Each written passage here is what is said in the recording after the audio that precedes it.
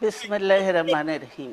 এই প্রিয় নেতৃবৃন্দ, সাইলেন্ট প্লিজ। সহকর্মীবৃন্দ, সকল শরণার্থীগণ, আসসালামু আলাইকুম। প্রতি বছর মে মাসের এই দিনটি আমাদের পরিবারে আসে এক বেদনা বিধুর স্মৃতি নিয়ে।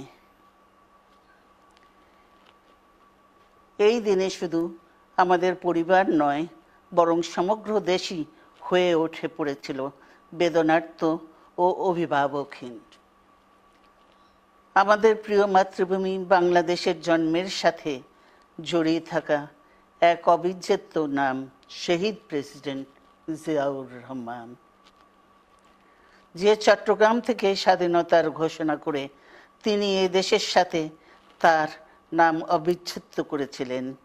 সেই চট্টগ্রামেই এক সফল, সৎ, দূরদর্শী ও প্রকৃত দেশপ্রেমিক প্রেসিডেন্ট হিসেবে নিজের জীবন উৎসর্গ করেছেন।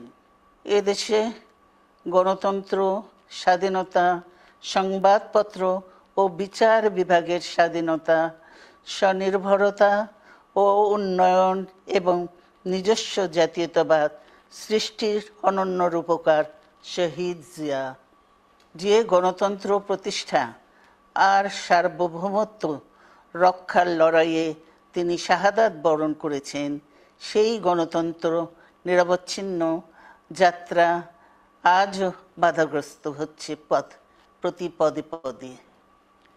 খুব শীঘ্রই আমরা বাংলাদেশকে গণতন্ত্রে পুনঃপ্রতিষ্ঠিত দেখতে পাব। এই হোক শহীদ জিয়ার শাহাদাত বার্ষিকীতে আমাদের অঙ্গীকার। এই লক্ষ্যে সুশৃঙ্খলভাবে এগিয়ে চলার জন্য আমি বিএনপির সকল পর্যায়ের নেতা কর্মী ও দেশবাসীর প্রতি আহ্বান জানাচ্ছি।